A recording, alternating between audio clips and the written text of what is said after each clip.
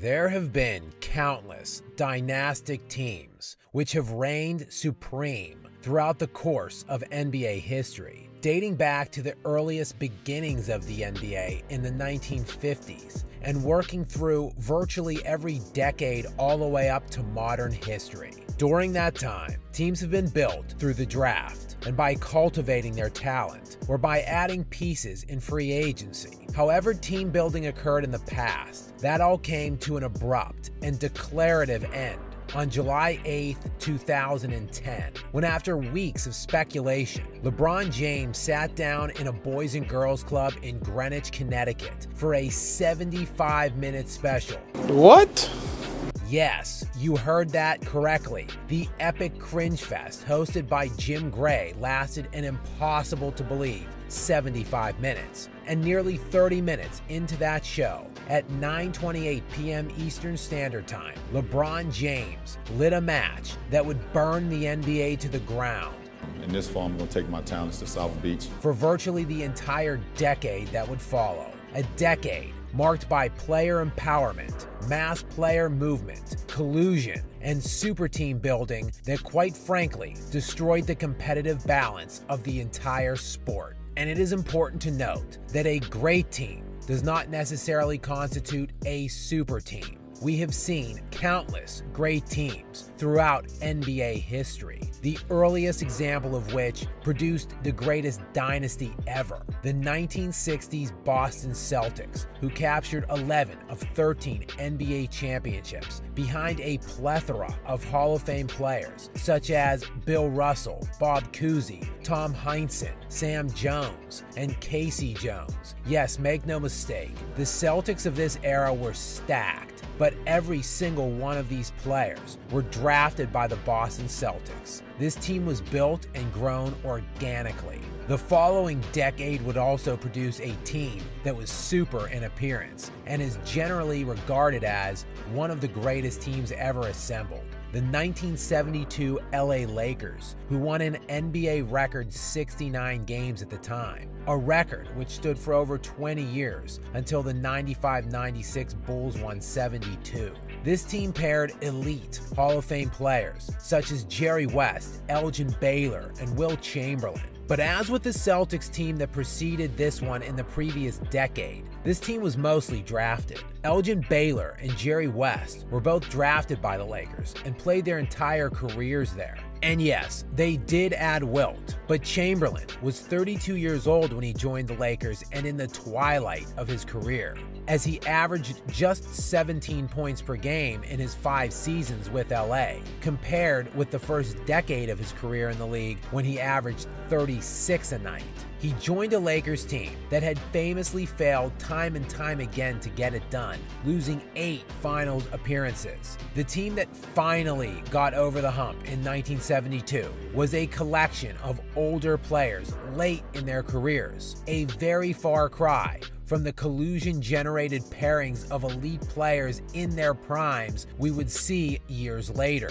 The 80s would yield 2 dynastic and loaded teams in the Boston Celtics and LA Lakers. The heart of the Celtics team was its 3-headed front court monster, consisting of Hall of Famers Larry Bird, Kevin McHale, and Robert Parrish. Bird and McHale were both drafted by Boston, and they played their entire careers with the Celtics. While Parrish did come to Boston in 1980 via free agency after 4 years with Golden State, he was joining Larry Bird, who was just in his 2nd season at the time, and Kevin McHale, who was a rookie. This team was great, this team was dynastic, but it was not super. Their primary foe in this era was the Juggernaut Lakers, with an embarrassment of riches, boasting arguably 2 top 5 players of all time in Kareem Abdul-Jabbar and Magic Johnson. And Kareem was not drafted by the Lakers. Kareem was drafted by small market Milwaukee, was arguably the best player in the NBA at the time, and had won multiple league MVPs with the team that had drafted him when he decided to jump ship to LA in his late 20s. Does this sound familiar? But Kareem didn't join up with Magic Johnson when Magic was in his prime. Magic wasn't making perennial All-NBA first teams when Kareem decided to go around his organization's back and circumvent rules to collude and recruit other elite All-Stars to join up there. No, Kareem joined a Lakers team in 1975 that was just 30-52 the year before. And in that 1975-76 season, Kareem won the league MVP in his first year with the Lakers, while Magic Johnson was still in high school. Kareem would win the league MVP again the following season, while lifting the Lakers to the #1 seed in the Western Conference. Magic, meanwhile, still in high school. Then in 1979, 4 years after Kareem joined the Lakers, LA would draft Magic Johnson. Then in 1982-83, they drafted the third piece of their Hall of Fame triumvirate in James Worthy, who would also play his entire career with the Lakers. A far cry from the cowardly ass-shaking and team-building we would see decades later. Into the 90s, and Michael Jordan would emerge as the greatest force of nature in the modern era, producing 6 consecutive championships throughout the decade in years that he started and played a full season. But this team was a far cry from a super team. The first 3 titles in 91-93 had only 2 All-Stars on the team in Jordan and Pippen, both drafted by the Bulls.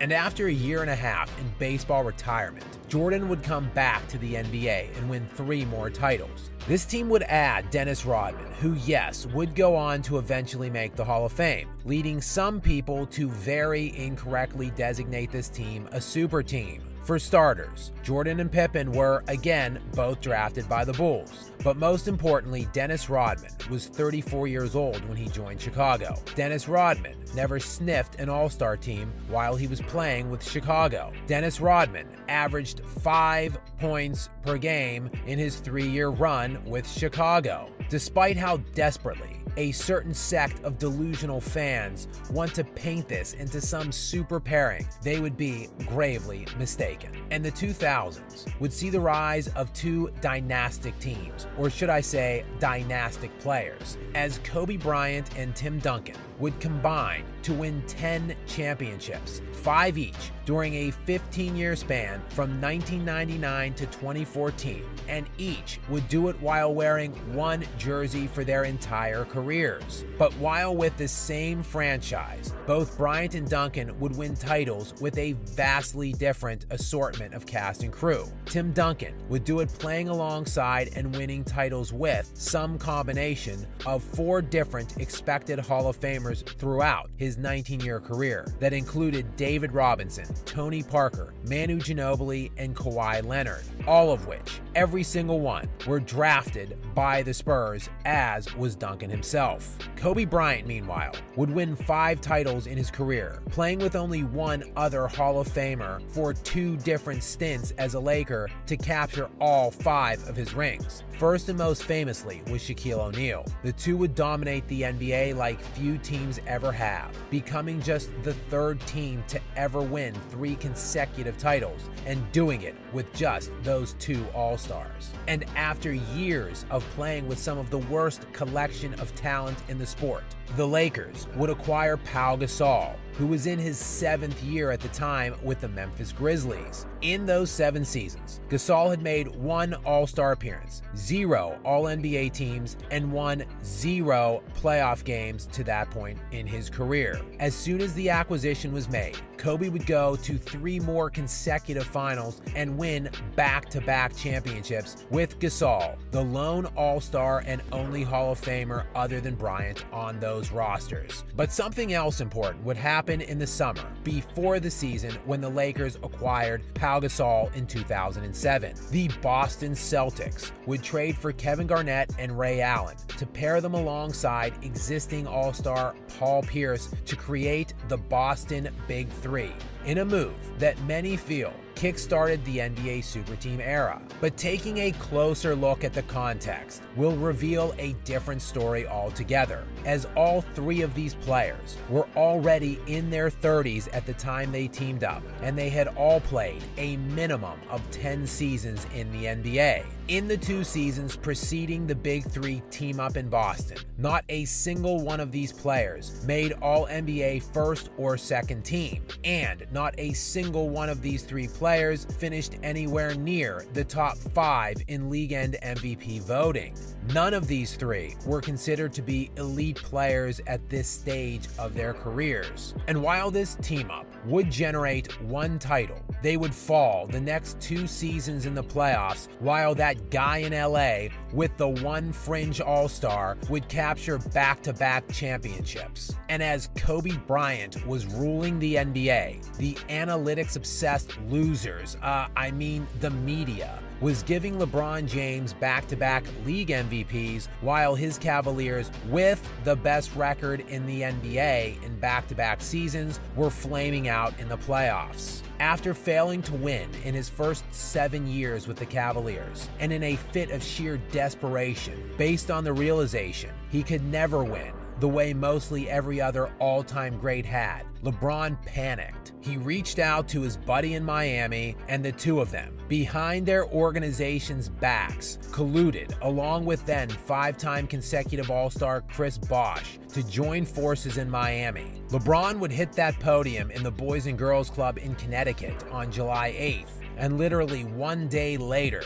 these 3 cowards would rise up out of the ground together during a pyrotechnics concert to officially kickstart the era of the Super Team. The 3 of these players were in the absolute hearts of their primes when contrasted with the Boston Big Three, as they were all in their mid to late 20s and all entering their 8th seasons. Laughable, pathetic, and humiliating for their legacies, but historical NBA precedent be damned. LeBron needed to steal some cheap rings. In the 2 seasons prior to this unholy alliance, LeBron James and Dwayne Wade were both first-team All-NBA, and both of them finished top 5 in MVP voting in those 2 previous years. Wade, of course, was just a few years removed from winning a championship and Finals MVP. These were the 2 best players in the conference and 2 of the 3 best players in the NBA in their primes, deciding to come together from different teams. This had never happened before, but that wasn't enough. Chris Bosh, who had career averages at the time of 20 points and 10 rebounds per game,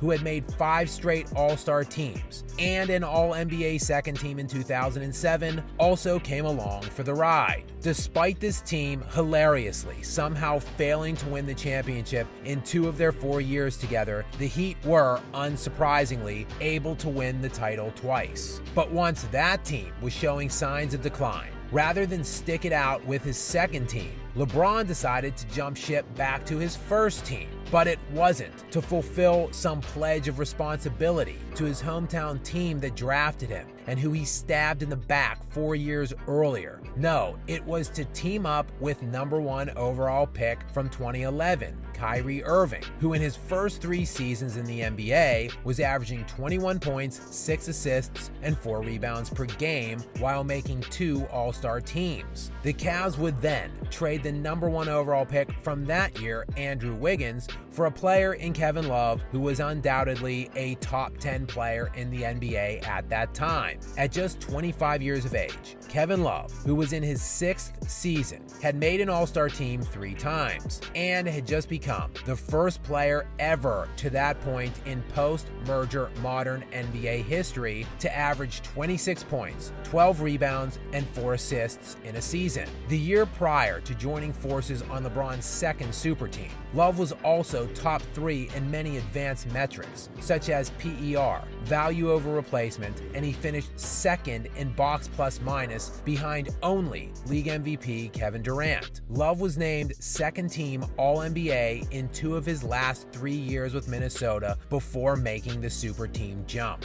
This team was so impossibly loaded that when healthy and playing together, they beat a 73-9 Golden State Warriors team that had the best regular season record in NBA history. But not to worry, the Warriors, seeing this super team, felt emboldened to build their own. And Kevin Durant, who like LeBron James years earlier, represented a very talented individual who was unable to win anything on his own. And if LeBron could do it, why not Durant? On July 7th, 2016, 5 years and 364 days after that fateful night in Greenwich, Connecticut, Kevin Durant officially signed with the Golden State Warriors. And the era of the super team was popping at this point. You get a super team, you get a super team. In all, the Cavaliers and Warriors would meet in 4 consecutive NBA Finals during the decade from the decision in 2010 to 2020. While they weren't all super teams, we would see an unprecedented amount of player movement and team-ups, from the collusion of Paul George and Kawhi Leonard to make their way to the Clippers, to James Harden, Kyrie Irving, and Durant's pairing in Brooklyn, and LeBron colluding with his clutch sports brother Anthony Davis to force his way to the Lakers. The decade of the 2010s was the most sickening and non-competitive decade in the sport's history. Yet revisionists and teenagers with no understanding or comprehension of basketball history will pontificate about the level of competition in this era, which is as hilarious as it is ignorant. It is still yet to be seen where we will go from here, and the future for competitive balance and the possible shift away from the era of the super team does look bright. But there is simply no denying what we saw in the decade of the 2010s that began with LeBron's decision was something we have never seen before, and hopefully will never see again.